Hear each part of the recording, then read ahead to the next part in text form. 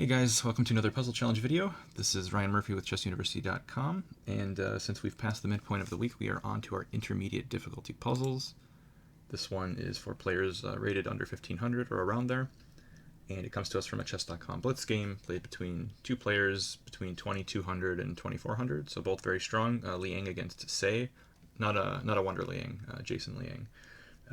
And in this position, it is black to play and win. Not a very difficult puzzle for it being our middle of the week, but it's still a nice tactic to know. It happens quite often, so hopefully you guys can spot it. I will put a link in the description to the official ChessUniversity.com post where if you put your answer before we put up the solution, you can get credited with reward points on your account. So hopefully you guys will check that one out. So this position comes to us on move 29 of the game. Black did find the best move, and then they went on to win the game because they were up a lot of material. But let's see how we got here. This game kicked off as a Sicilian with e6. So I'm not quite determined which type of Sicilian it will be, but there's a couple of options. Knight takes d4, knight f6, knight c3, knight c6. So this is the Taimanov, or it will very likely be a Taimanov, depending on how white addresses it. The other most popular move here is a6, which prevents the move that was played in the game next, the knight jumping into b5. So after knight c6, white tries to transpose the position by playing knight on d to b5. And now there's a threat, obviously, of eyeing this square, potentially knight d6 check coming in to remove this dark squared bishop and inconvenience the black king. That is the major weakness in the position that black has to watch out for. And in this position, black went with the move bishop to b4. It's also very possible to simply play the move d6, in which case the position would become of a very different character.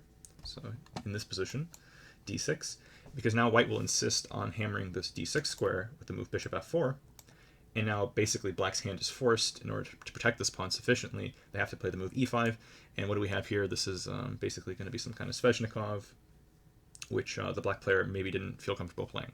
So that's why they opted for the main alternative, which is bishop b4, though the other lines are of course fine for black, if you're comfortable with those positions, but objectively they're fine. So a3, bishop takes c3, giving up the dark square bishop, kind of risky, but I mean, having said a, you have to go and take. I mean, you could try to play a move like bishop a5, but like I said earlier, that walks right into this, and that's not good. So this is kind of forced because it's with check, very important.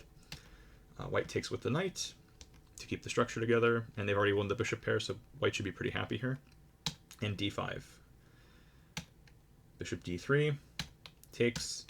This at least will get into an endgame for black, which is probably more than they were hoping for from earlier, because now black, removes white's ability to castle.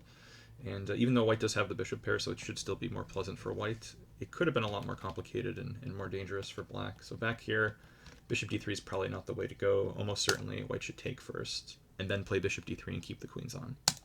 But okay, this is also fine for white. e5 played, very nice move. Allowing this bishop to develop along this diagonal, either to e6, most likely to e6. Rook e1 played, f6, nice move, gives the king some flight squares over this way, also protects the pawn on e5. King e2 played, and now bishop e6 developing, a nice move which would have been pretty inconvenient for white to face, I think. Also probably would have equalized for black on the spot as bishop f5, kind of a nice trick.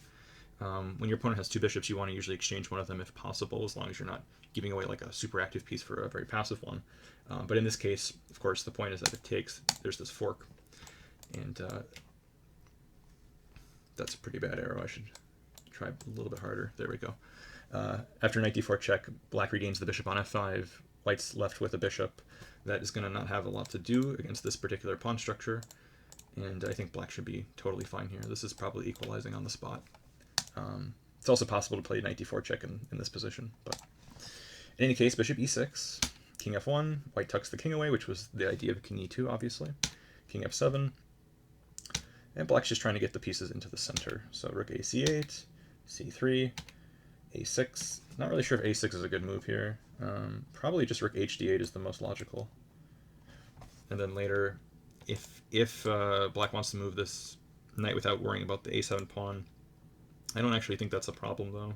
They could play a move like b6, and then knight a5, knight c4 kind of stuff to go after the structure. Anyway, so c3, a6, to make sure that pawn's not hanging. Rook ad1 and b5. Probably this is weakening the queen side quite a bit. It's very committal, and of course the rook on h8 is not doing anything, so it should be involved in the position. You might have asked yourself, you might be screaming at your computer, well, hold on, if black plays as you suggested, there's a free pawn over here. But it's not really a free pawn for more than one reason. The first and sort of most common one you'll see on this channel in terms of our tactical themes is g6, which would trap the bishop. Then king g7 is coming. And if the move bishop h6 trying to save, prevent king g7, well, that allows the other method of trapping the bishop, which is rook h8 back. So rook hd8 does not actually hang a pawn. Also, I feel like even rook h8 immediately is good for black, though obviously winning a piece is pretty optimal. Okay. So anyway, yeah, a6, back to the game, b5, rook d6 invading. That's why you should put your rook on the d file, not to allow white to invade like this. And after knight a5, white's taking this pawn on a6.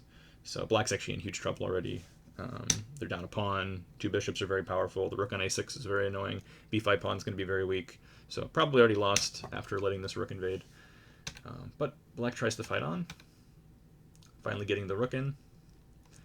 I think here there was actually a moment where this knight, surprisingly, on c4 could have been trapped. One thing to pay attention to is the bishop is sort of pseudo-dominating the knight. At least it's dominating it from the front, so the knight cannot go forward in any way. All squares being covered by the bishop. And if we look behind the knight, all these squares are actually covered by the white rook. Obviously e5 is taken by the black pawn. So actually in this moment, b3 was possible, which would have won the knight. But anyway, that didn't happen. King g1 was played, g6, and now b3. So now it's possible. Black missed the chance to try to free the knight, and now they're going down material. Still kind of complicated, but white should be winning. Bishop takes b3. So black is picking up a lot of queenside pawns. They have the passed b pawn to work with. So in a blitz game, there's still some fighting chances. And here was the huge blunder by white, which allowed black to not only come back in the game, but eventually win it. So this was a huge turning point in the game. So our critical moment is here. It is, once again, black to play and win. Maybe it's slightly strong, but black is definitely much better after this move. So hopefully you guys spot it, and comment on chessuniversity.com with your answers. So with that, I will leave you guys with this video, and I'll see everyone tomorrow. Thanks.